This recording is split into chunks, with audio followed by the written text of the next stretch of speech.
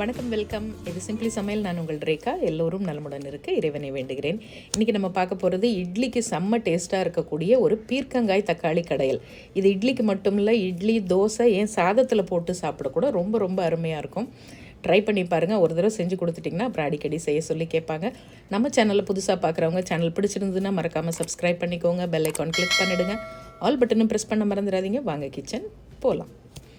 இப்போ இதுக்கு தேவையான எல்லா பொருளும் இந்த மாதிரி கட் பண்ணி ரெடியாக வச்சுக்கிட்டிங்கன்னா ஒரு 10 நிமிஷத்தில் ரெடி பண்ணிடலாம். இட்லிக்கு செம்ம டேஸ்ட்டாக இருக்குங்க. நான் ஒரு பழமான 3 தக்காளி எடுத்து வச்சுருக்கேன், 2 பச்சை மிளகா, கட் பண்ண பீர்க்கங்காய் ஒரு 1/4 கிலோ எடுத்து வச்சுருக்கேன். நல்ல ஃப்ரெஷ்ஷான பச்சையாக இருக்கணும், அந்த மாதிரி பீர்க்கங்காய் பார்த்து வாங்குங்க. ரொம்ப முக்கியம், 100 கிராம் சின்ன வெங்காயம், 10 பல் பூண்டு, அப்புறம் தாளிப்புக்கு தேவையான கருவேப்பிலை, கொத்தமல்லி, கொஞ்சம் நறுக்கின வெங்காயம் எல்லாம் எடுத்து வச்சுருக்கேன். இதே மாதிரி எல்லாம் செட்டாக ஃபஸ்ட்டு ரெடி பண்ணி வச்சுக்கோங்க. ப்ரெஷர் குக்கரில் 2 டீஸ்பூன் எண்ணெய் ஊற்றிக்கோங்க. 100 கிராம் சின்ன வெங்காயம் போட்டால் நல்ல டேஸ்ட்டாக இருக்கும். அதனால் கண்டிப்பாக முடிஞ்ச அளவுக்கு சின்ன வெங்காயமே போடுங்க. கூடவே 10 பல் பூண்டும் போட்டிருக்கேன். பூண்டு சாப்பிடாதவங்க அந்த பூண்டை மட்டும் அவாய்ட் பண்ணிவிட்டு மற்றதெல்லாம் இதே மாதிரி நீங்கள் செய்யலாம். இப்போ நல்ல பழமாக இருக்க தக்காளி ஒரு 4 தக்காளி எடுத்திருக்கேன். ஒரு 200 கிராம் தக்காளி இருக்கும். அதையும் சேர்த்து வதக்கி விட்டுடுங்க. 1/2 டீஸ்பூன் உப்பு சேர்த்துக்கிறேன். அப்போ தக்காளி பழம் கொஞ்சம் நல்லா சீக்கிரமாக வதங்கிடும். இது கொஞ்சம் வதங்கி வந்ததுக்கப்புறமா கூடவே அந்த பச்சை மிளகாவையும் 1-2 உடச்சி போட்டுக்குங்க. அப்புறம் நம்ம கட் பண்ணி வச்சுருக்க பீர்க்கங்காய் அதை சேர்த்துடுங்க. பீர்க்கங்காயில் இருக்க ஒரு மைல்டான அந்த இனிப்பு சுவை இந்த கடையலுக்கு ரொம்ப டேஸ்ட் கொடுக்கும். இப்போ இது எல்லாத்தையும் சேர்த்து ஒரு கண்ணாடி பதம் அளவு வதங்கினா போதும், ரொம்ப வதங்கணும்னு அவசியம் இல்லை.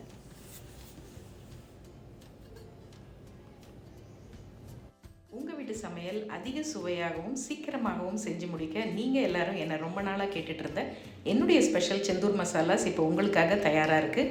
தேர்ந்தெடுக்கப்பட்ட முதல் தரமான பொருட்களை கொண்டு ட்ரெடிஷ்னல் கிரைண்டிங் ப்ராசஸில் எங்கள் வீட்டுக்கு நாங்கள் எப்படி அரைப்போமோ அதே மாதிரி உங்களுக்காகவும் நானும் என்னுடைய குழுவும் சேர்ந்து செஞ்சுருக்கோம். அதோட டீட்டெயில்ஸ் எல்லாம் டிஸ்கிரிப்ஷன் பாக்ஸில் கொடுத்துருக்கேன். இதில் ஒரு 1/4 டீஸ்பூன் நம்மளுடைய செந்தூர் மஞ்சத்தூள் சேர்க்குறேன். அதுக்கப்புறம் 1 டேபிள் ஸ்பூன் அளவு செந்தூர் டிஃபன் சாம்பார் பொடி நான் சேர்க்குறேன். இது போட்டு செய்யும்போது இதுக்கு நல்ல ஒரு டேஸ்ட் கிடைக்கும். ட்ரை பண்ணி பாருங்கள். இல்லை நீங்கள் வீட்டில் அரைச்சி வச்சுருக்க சாம்பார் பொடியோ இல்லை குழம்பு மிளகாய் தூள் கூட நீங்கள் யூஸ் பண்ணிக்கலாம். பட் நீங்கள் கடையில் தான் வாங்குறீங்க மசாலாஸ் அப்படின்னா கண்டிப்பாக நம்மளுடைய செந்தூர் மசாலாஸ் வாங்கி யூஸ் பண்ணி பாருங்கள். பாரம்பரியமான சுவையில் உங்கள் அம்மா பாட்டியெல்லாம் எப்படி அரைச்சி கொடுத்தாங்களோ அதே மணமும் சுவையும் இருக்கிறத நீங்கள் கண்டிப்பாக பார்ப்பீங்க. ஒரு 2 நிமிஷம் இப்போ நல்லா வதக்கி விட்டதுக்கப்புறம் பார்த்திங்கன்னா இந்த காயெல்லாமும் கொஞ்சம் தண்ணி விட்டுருக்கோம். ஸோ அந்த தண்ணியே போதுமானதாக இருக்கான்னு பாருங்கள். ஏன்னா தக்காளியும் கொஞ்சம் தண்ணி விட்டுருக்கோம் இல்லையா. இப்போ ஃப்ரெஷ்ஷான கொத்தமல்லி ஒரு கைப்பிடி போட்டிருக்கேன். இந்த சின்ன வெங்காயம், கொத்தமல்லி, பூண்டு, பீர்க்கங்காய், தக்காளி எல்லாத்தையும் சேர்த்து ஒன்றா கடையும் போது அவ்வளோ ஒரு சுவை உங்களுக்கு கிடைக்கும். இப்போ அதையும் சேர்த்து கொஞ்சம் வதக்கி விட்டுடலாம். இப்போ தண்ணி அதில் அவ்வளோவா இல்லைங்கிறதுனால நான் சுடுதண்ணி ஒரு 50 ml அளவு ஊற்றுனா போதும், ரொம்ப ஊற்றிடாதீங்க. ஊற்றி எல்லாம் கலந்து விட்டுட்டு அப்படியே ப்ரெஷர் குக்கர் மூடிடலாம்.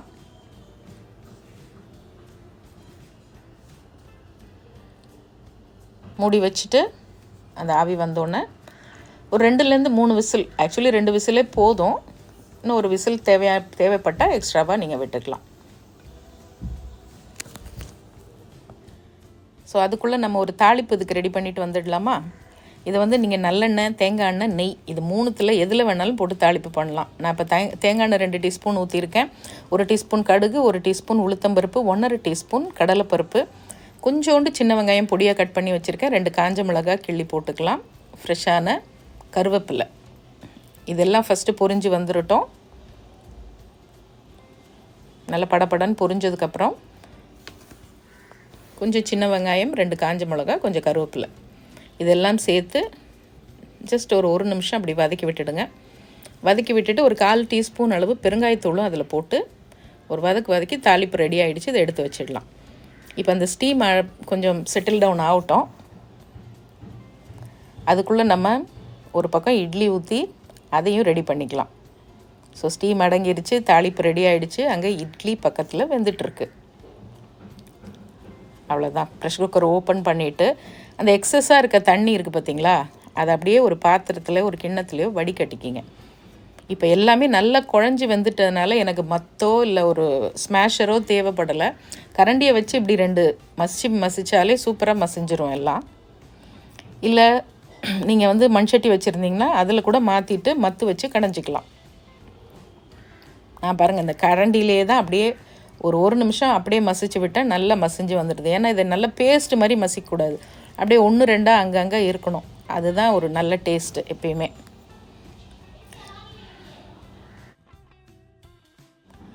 நல்லா மசிச்சு விட்டுட்டு நம்ம எடுத்து வச்ச தண்ணியும் மறுபடியும் அதிலே ஊற்றிடலாம். ஊற்றிட்டு ஒரு 2 நிமிஷம் கொதி விடுங்க, அப்படியே கொஞ்சம் திக்காயிடும்.